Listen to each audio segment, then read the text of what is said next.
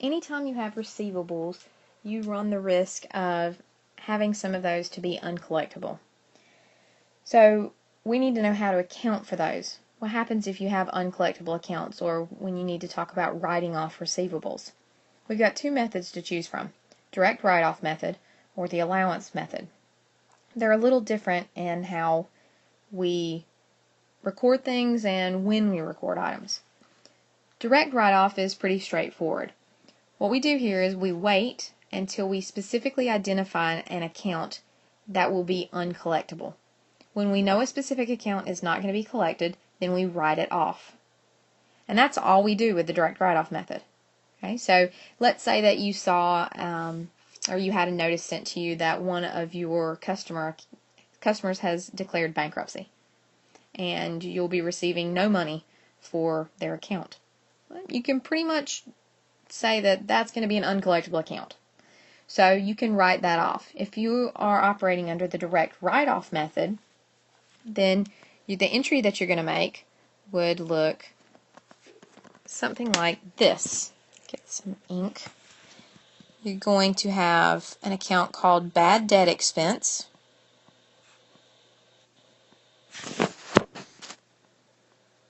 And let's say that that account was for $3,000. Okay. And then that shows the part that was bad debt. We increase that expense account with a debit of $3,000. The other side is that I don't want to show that they owe me the money anymore, because they're not going to pay. So I don't need to keep that in our receivable. So we want to decrease accounts receivable by the $3,000. So we credit that account for $3,000. Now we have written off the account. It no longer shows on our records, and we show that instead of getting cash for it, we had a bad debt. We have an expense for that because we're not going to collect on that account. That's the direct write-off method. Okay? It's all you do. Wait until you find one that is uncollectible and you write it off. If you're going to do the allowance method, however, well, I tell you what, before we do the allowance method, let me give you another circumstance. Okay, so you got that notice, it's bankruptcy, we've written the account off, and let's say it's next year, or 2 years even, and that individual suddenly has sent you $3,000. Let's say that they've come out of bankruptcy and they really felt bad about those that didn't get the money that they were owed. So they've paid back all of those old debts. Well, you've written it off already. It doesn't show that they owe anything at all. So what you need to do is you're going to have to reestablish their account, and then you can accept payment for it. So again, under the direct write-off method, the first thing you need to do, draw a line. So this is where you have recovery of an uncollectible account. So the first thing I need to do, because right now I don't show they owe me anything, I need to put a receivable back on the books to show that they owed me money. So we put that accounts receivable back. And now I also need to take away the bad debt, because it's no longer a bad debt, because they're actually going to pay me for it. So I need to credit bad debt expense for $3,000.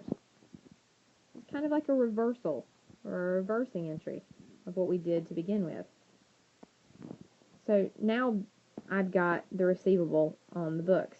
So I show that they owe me money now. So now I can record receipt of the payment. So I got cash, $3,000, so we increase that asset account with a debit.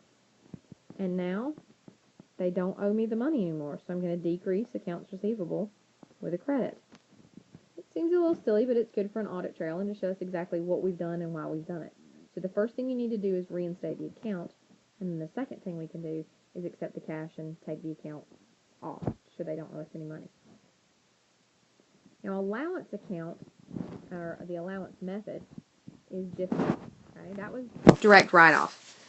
Under the allowance method, what is going to happen is each year we're going to make up an allowance for what we think will be uncollectible. And there are several ways we're going to do this. We'll talk about that in a separate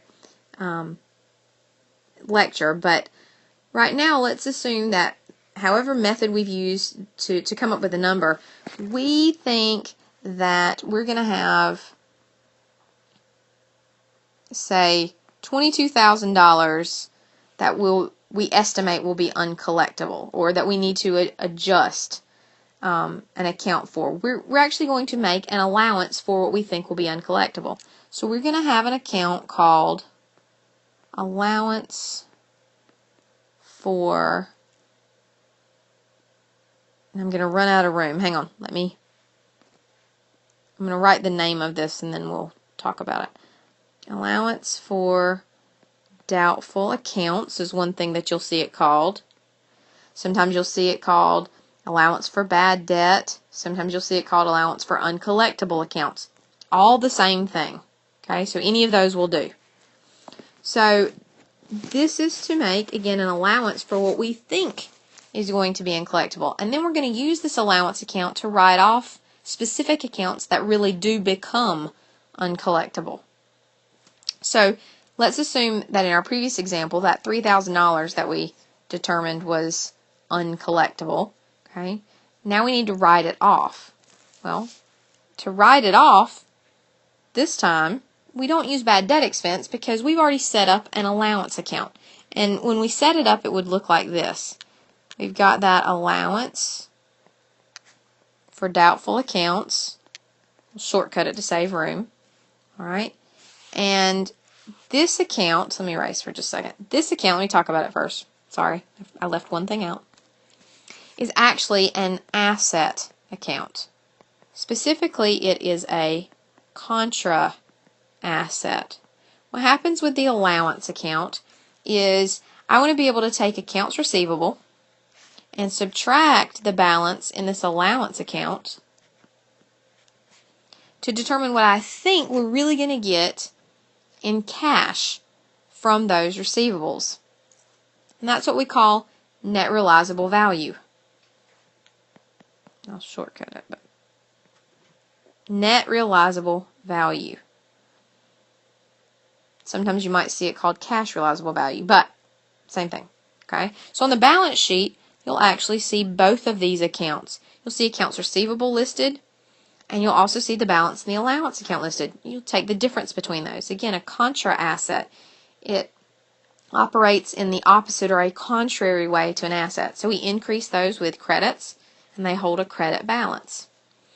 So when we go to set up this allowance account to begin with, this is what our entry would look like. We would debit or increase bad debt expense for, say, that $22,000 we talked about.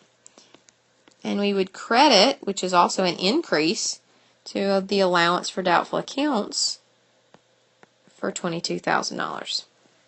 That sets up the allowance account. So now it's sitting there waiting and ready for us to use when we find accounts that are uncollectible. Like that $3,000 before. If we were under direct write-off, we would never make this entry because we don't have an allowance account under direct write-off. The only thing we do there is wait until we specifically identify an account that's uncollectible, and then we write it off. If it's the allowance, though, you're going to set up this allowance account. Then you're going to use it to write off specific accounts that are uncollectible. So if we found that $3,000, okay, we got that notice again, they're bankrupt, not going to pay us, okay. Then what happens is we use the allowance account to write it off. So we're going to take allowance for doubtful accounts. I put 2 up here, I'm sorry. I should say allowance. Allowance for doubtful accounts, and we're going to decrease it or credit it for $3,000. We're going to use some of that allowance. And then we're going to credit or decrease the accounts receivable because, again, we don't want to show they owe us money because it's uncollectible. We need to take that off of our records. All right? And now let's assume the same thing before. What happens if they come back later and say, hey, we know we didn't pay you, we were bankrupt, but now we have the money, we really want to pay you?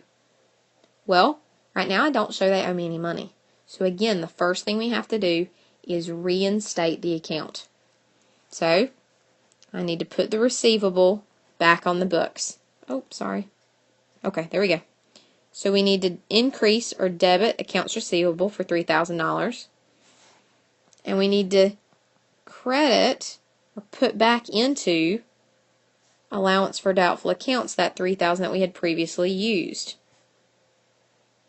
Then we can record the receipt of cash for $3,000, and now the decrease in accounts receivable. They no longer owe us that money of $3,000. Okay, this is the allowance method. Under the allowance method, the only time you see that bad debt expense is when you, again, initially set up or you adjust the allowance account right here.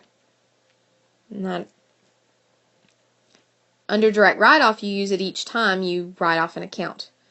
But again, the only time we make an entry under direct write-off is when you find an account that specifically is uncollectible. When you do that under the allowance, that would be right here. You use the allowance account that you've already set up. That's the reason you set it up, is when you find accounts that are uncollectible, you take them out of that account.